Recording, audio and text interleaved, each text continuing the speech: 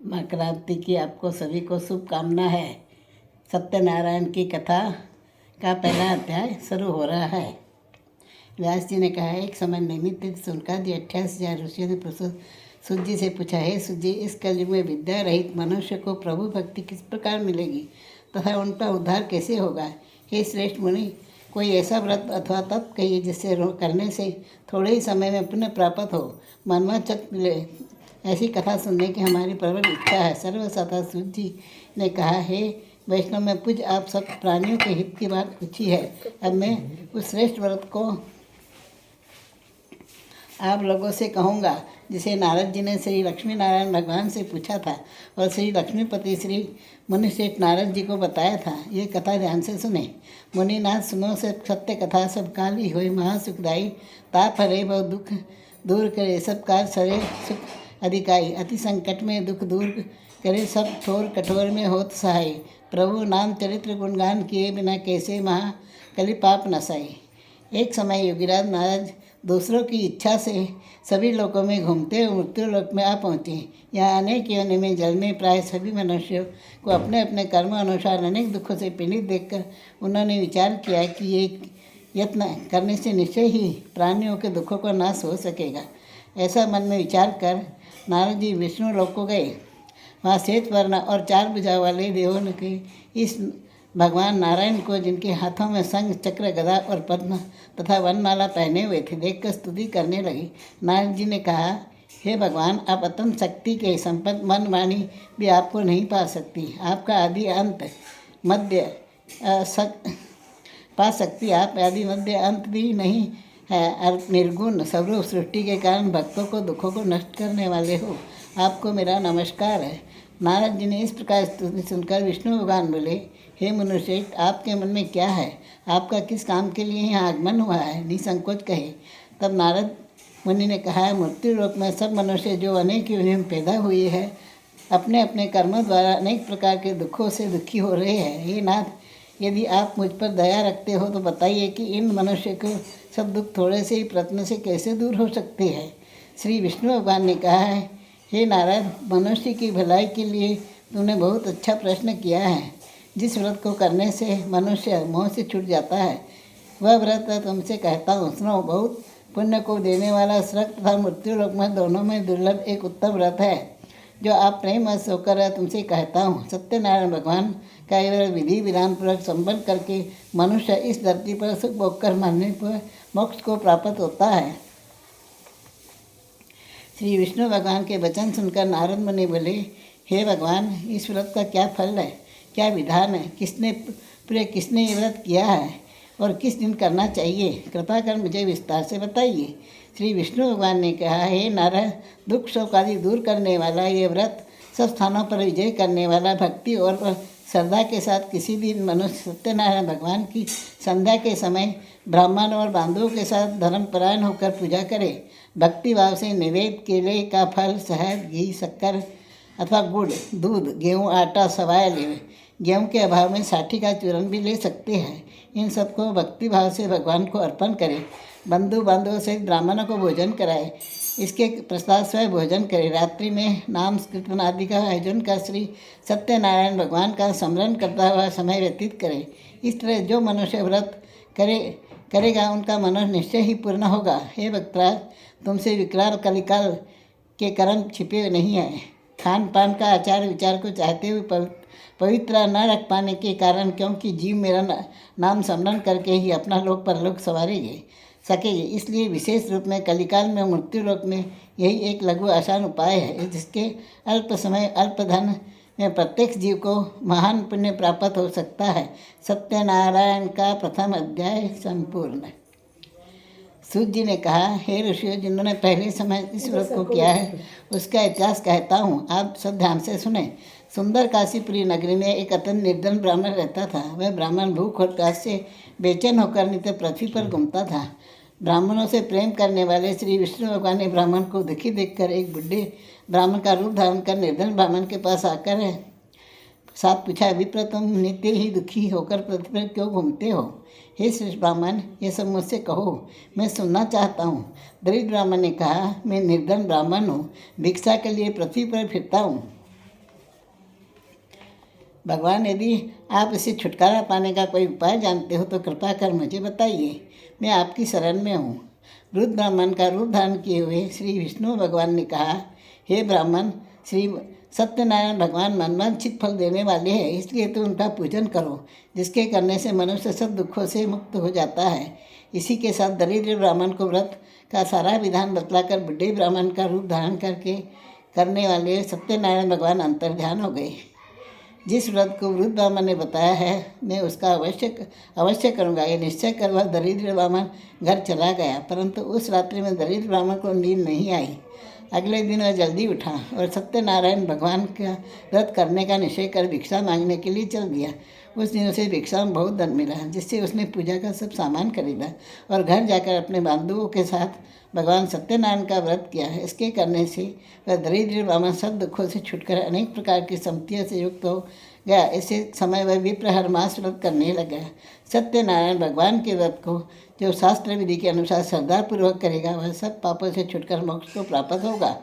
आगे जो पृथ्वी पर सत्यनारायण भगवान का व्रत करेगा, वह सब दुखों से छूट जाएगा। इस तरह नारद जी से सत्यनारायण भगवान का व्रत कहा है। यह व्रत मैंने तुमसे कहा है विप्रो, अब आप और क्या सुनना चाहते हैं मुझे बताइए।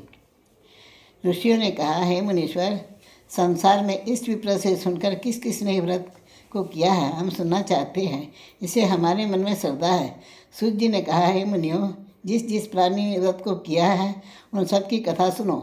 एक समय वह ब्राह्मण धन ऐश्वर्य से अनुसार बंधुओं के साथ अपने घर व्रत कर रहा था। उसी समय एक लकड़ी बेचने वाला बुढ़ा व्यक्ति आया और जिसने सिर पर रखा लकड़ियों का गट्ठर बाहर रख दिया और विप्र से मकान में चला गया।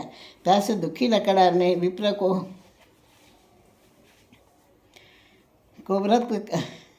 व्रत करते देखा, प्यास को भूल गया और अपने विप्र को नमस्कार किया और पूछा, हे विप्र, आप ये किसका पूजन कर रहे हो?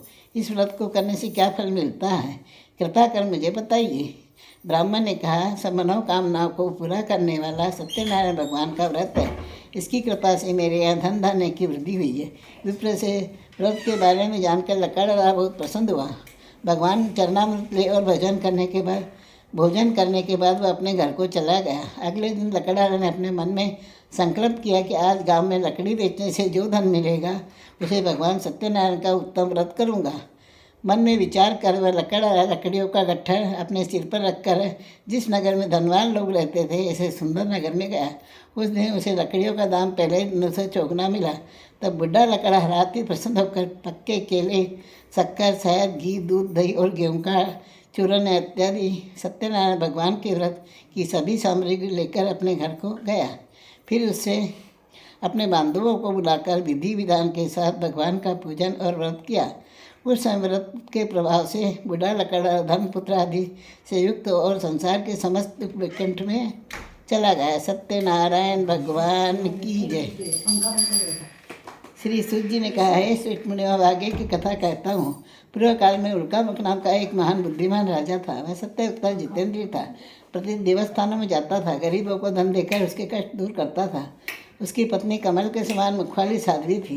भद्रशिला नदी के तट पर दोनों ने सत्यनारायण भगवान का व्रत किया। उस समय वहाँ साधु नाम के वैश्य आया। उसने पास व्यापार के लिए बहुत सा धन था। वैश्य नावकों के किनारे ठहरा कर राजा के पास आया। राजा को व्रत करते हुए देखकर उसने विनय के साथ पूछा, हे राजन, भक्ति से आप ये क्या कर रहे हैं? मेरी सुनने की इच्छा है, कृपा कर आप मुझे बताइए। महाराज उल्कामुख ने कहा, साधु, वैसे मैं अपने बंधुओं के साथ पुत्रादि की प्राप्ति के लिए महाशक्तिमान सत्यनारायण भगवान का व्रत पूजन कर रहा हूँ। राजा के वचन सुनकर साधु नाम के वैश्य ने आदर से कहा, हे राजन, मुझे भी इसका संविधान बताइए। मैं भी आपके कथानुसार व्रत करूँगा।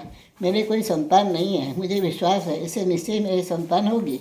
राजा से सब विधान सुन व्यापार से निवृत्त हो वैसे आनंद के साथ अपने घर को गया। वैसे ने अपनी पत्नी से संतान देने वाले व्रत का समाचार सुनाया और प्रण किया कि जब मेरी संतान होगी तब मैं ये व्रत को करूँगा। साधु ने वह अपनी पत्नी लीलावती से कहे। एक दिन उसकी पत्नी लीलावती आनंदित संसारिक धर्म में होकर सत्यनारायण भगवान की कृपा से गर्भवती हो गई। 10वें महीने उसे एक सुंदर कन्या का जन्म हुआ। दिनों दिन वह कन्या ऐसे बढ़ने लगी जैसे शुक्ल पक्ष का चंद्रमा बढ़ता है। कन्या का नाम कलावती रखा गया। लीलावती ने मीठे शब्दों में अपने पति से समझ दिलाया कि आपको जो भगवान का व्रत करना है, संकल्प किया था, आप उसे पूरा करिए। साधु वैश्य ने कहा, हे प्रिय, मैं कन्या के ब्याह पर इस व्रत को करूँगा। इस प्रकार पत्नी को आशीर्वाद दे वह व्यापार करने के लिए चला गया। कलावती ने पितृगृह बुद्धि को प्राप्त हो गई। लौटने पे साधु जब नगर में सखियों के साथ अपनी पुत्री को खेलते देखा तो दूत को बुलाकर कहा कि उसकी पुत्री के लिए कोई सहयोग वर देखकर लाओ। साधु नाम के वैश्य ने आज्ञा पाकर दूत कंचन नगर पहुंचा और खोजकर देखकर बाल कर वैश्य की लड़की के लिए सहयोग वाले पुत्र को ले आया। उस सहयोग लड़के को देखकर साधु नाम के वैश्य ने अपने बांधवों से प्रसन्नचित्त होकर अपनी पुत्री का ब्याह उसके साथ कर दिया। दुर्भाग्य से वह ब्याह के समय भी सत्यनारायण भगवान का व्रत करना भूल गया। इस पर भगवान क्रोधित हुए। उन्हें वैश्य को श्राप दिया कि तुम्हें दारुण दुख प्राप्त होगा। अपने कार्य में कुशल साधु नाम के वैश्य अपने जमाता सहित नावों को लेकर व्यापार करने के लिए समुद्र के समीप स्थित रत्नपुर नगर में गया। दोनों ससुर जमाई चंद्रकेतु राजा के उस नगर में व्यापार करने लगे। एक दिन भगवान सत्यनारायण की माया से प्रेरित एक चोर राजा का धन चुराकर भागा जा रहा था। राजा के दूतों को अपने पीछे वेग से आते देखकर चोर ने घबरा कर राजा के धन को वहीं नाव में चुपचाप रख दिया जहाँ भी ससुर जमाई ठहरे हुए थे और भाग गया। जब दूतों ने उसे साधु वैश्य के पास राजा के धन को रखा देखा तो ससुर जमाता दोनों को बांध कर ले गए। वो राजा के समीप जाकर बोले, हम ये दो चोर पकड़ कर लाए हैं, देख कर आज्ञा दे। तब राजा ने बिना ही उनकी बात सुने उन्हें कारागार में डालने की आज्ञा दी। इस प्रकार राजा की आज्ञा से उनको कठिन कारावास में डाला गया। उनका धन भी छीन लिया। सत्यनारायण भगवान के श्राप के कारण साधु वैश्य की पत्नी लीलावती पुत्री कलावती घर पर भी बहुत दुखी हुई। उसके घर में रखा धन चोर चुरा कर ले गए। शारीरिक मानसिक पीड़ा से भूख प्यास से अति दुखित हो भोजन की चिंता में कलावती कन्या एक ब्राह्मण के घर गई। उसने ब्राह्मण को सत्यनारायण भगवान का व्रत करते देखा। उसने कथा सुनी, प्रसाद ग्रहण कर रात को घर आई। माता ने कलावती से पूछा, हे पुत्री, तो अब तक कहाँ रही? तेरे मन में क्या है?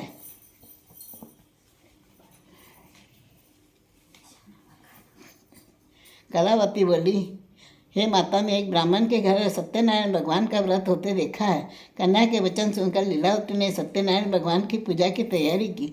उसकी परिवार से बांधवों सहित सत्यनारायण भगवान का पूजन कर व्रत किया और वर मांगा कि मेरे पति दामाद शीघ्र ही घर आ जाए। साथ ही प्रार्थना की। सत्यनारायण भगवान का व्रत संतुष्ट हो गए और ने चंद्रकेतु में सपना में दर्शन देकर कहा, हे राजन, जिन दोनों वैश्य को तुमने बंदी बना रखा है निर्दोष, उन्हें प्राप्ति छोड़ दो। उनका सब धन है जो तुमने ग्रहण किया है लौटा दो, अथवा तेरा धन है राज्य पुत्रादि सब नष्ट कर दूंगा। राजा से ऐसे वचन को सुनकर भगवान अंतर्ध्यान हो गए। प्रातःकाल राजा चंद्रकेतु में सभा को सबको अपना सपना सुनाया और सैनिक को आज्ञा दी कि दोनों वानिक पुत्रों को कैद से मुक्त कर सभा में लाया गया। दोनों ने आते ही राजा को प्रणाम किया। राजा ने कोमल वचनों से कहा, हे महान बाबू, ऐसा कठिन दुख प्राप्त हुआ, अब तुम्हें कोई भय नहीं है, तुम मुक्त हो जाओ। इसके बाद राजा ने उनको नए नए वस्त्राभूषण पहनाए तथा उनका जितना धन लिया उसे दूना देकर लुटाकर आदर से विदा किया। दोनों वैश्य अपने घर को चल दिए। तृतीय अध्याय समाप्त। सूत जी ने कहा हे वैसे मैं मंगलाचार करके यात्रा आरंभ की और अपने नगर को चला गया। थोड़ी दूर आगे बढ़ने पर दंडी वेशधारी सत्यनारायण भगवान उसने पूछा, हे साधु, तेरी नाव में क्या है? अभिमानी वाणी खस्ता बोला, हे दंडी, आप क्यों पूछते हैं? क्या धन लेने की इच्छा है? मेरी नाव में तो बेल के पत्ते भरे हैं। वैश्य का कठोर वचन सुनकर दंडी वेशधारी सत्यनारायण भगवान ने कहा, तुम्हारा वचन सत्य हो। ऐसा कहकर वहाँ से चले गए और कुछ दूर जाकर समुद्र के किनारे बैठ गए। दंडी महाराज के जाने के प्रस्ताव वैश्य ने नित्य क्रिया करने निवृत्त होने के बाद नाव को ऊंची उठकर अचंबा किया। तरह नाव में बेल पत्ते आदि देखकर मूर्छित हो जमीन पर गिर पड़ा। मूर्छा खुलने पर अत्यंत शोक प्रकट करने लगा। तब उसके जमाता ने कहा, आप शोक न करें, दंडी महाराज का श्राप है, उनकी शरण में चलना चाहिए, तभी हमें मनोकामना पूरी होगी। जमाता के वचन सुनकर वह साधु नाम का वैश्य साधु महाराज के पास पहुंचा। अत्यंत भक्तिभाव से प्रणाम करके बोला, मैंने आपसे असत्य वचन कहे थे, उसे क्षमा करो। ऐसा कहकर महान शोकातुर रोने लगा। तो दंडी भगवान बोले, हे वाणीपुत्र, मेरी आज्ञा से बार बार तुझे दुख प्राप्त हुआ है। तू मेरी पूजा से विमुख है हुआ साधु नाम का वैश्य कहा, हे भगवान, आपकी माया से ब्रह्मा आदि देवता भी आपके रूप को नहीं जताते, तो मैं अज्ञानी भला कैसे जान सकता हूँ। आप प्रसन्न होइए, अपनी सामर्थ्य के अनुसार आपकी पूजा करूँगा। मेरी रक्षा करो और पहले के समान मेरे नौका को धर्म से पूर्ण कर दो। उसके भक्ति वचन सुनकर सत्यनारायण भगवान प्रसन्न हो गए। उसकी इच्छा अनुसार वर देकर अंतर्ध्यान हो गए। जमाता दोनों ने नाव पर आकर देखा कि नाव धन से परिपूर्ण है। वह भगवान सत्यनारायण का पूजन साथियों सहित अपने नगर को चला गया। जब उसने नगर में निकट पहुंचा, उसने एक दूत को अपने घर भेजा। दूत ने साधु नाम के वेश्य के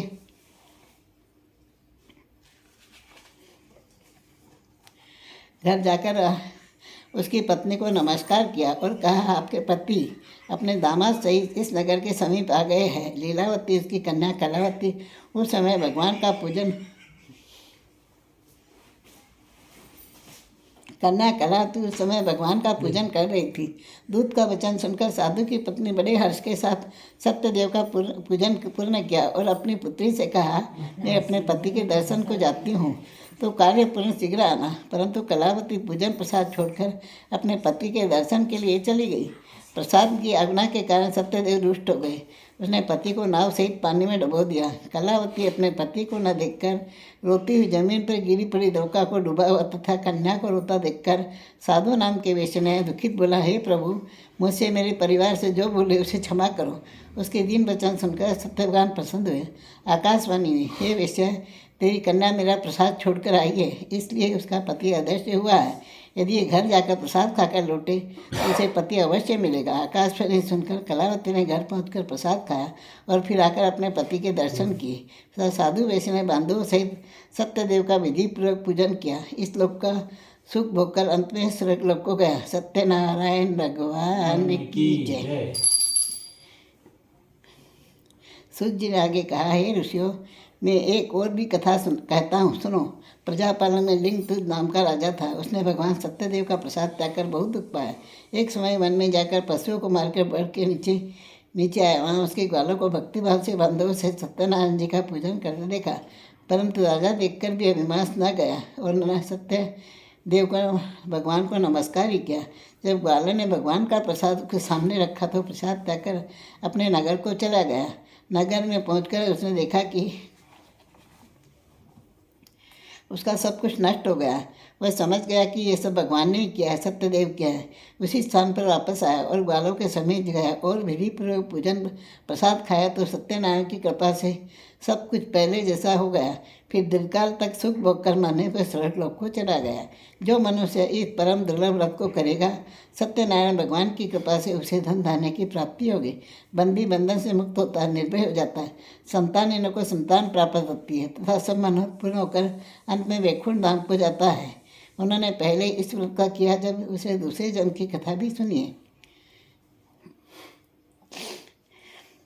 सनातन नाम का रुद्र ब्राह्मण ने यह व्रत किया। उसके सुदामा का रूप जन्म लेकर श्री कृष्ण की भक्ति कर मोक्ष प्राप्त किया। उल्कामुख नाम का राजा व्रत से पुण्य से राजा दशरथ बने और रंगनाथ का पूजन कर मृत्यु के बाद वैकुंठ को प्राप्त हुए। साधु नाम के वेश्य ने सत्य प्रतिज्ञा राजा मोरध्वज बनकर अपने पुत्र को चीरकर मोक्ष प्राप्त किया।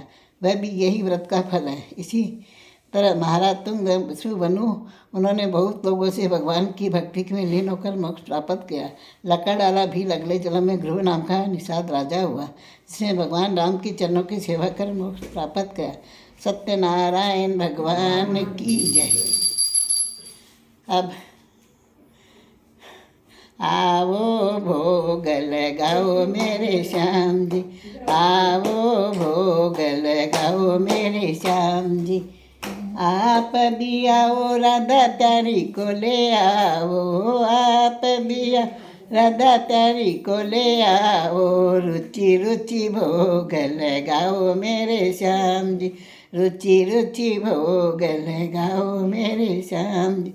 ऐसा भोग लगाओ मेरे श्याम जी, ऐसा भोग लगाओ मेरे श्याम जी, वो अमृत बन जावे मेरे श्याम जी, वो अमृत बन जावे। जो आप भी खाओ राधा प्यारी को खिलाओ, आप भी खाओ राधा प्यारी को खिलाओ, बच्चा खुचाओ हमको दिलाओ, बच्चा खुचाओ हमको दिलाओ। जो कोई इसी अमृत को खावे, जो कोई इसी अमृत को खावे, वो तेरा बन जावे मेरे श्याम जी, वो तेरा बन जावे मेरे श्याम जी। आवो भोग लगाओ मेरे श्याम।